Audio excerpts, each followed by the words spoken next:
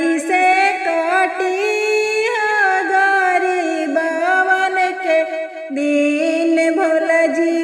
कैसे कटी भर देनी के भोला जी, बेट देनी तीन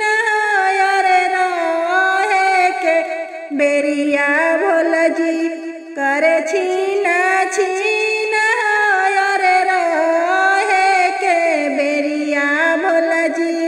करे छीना छीना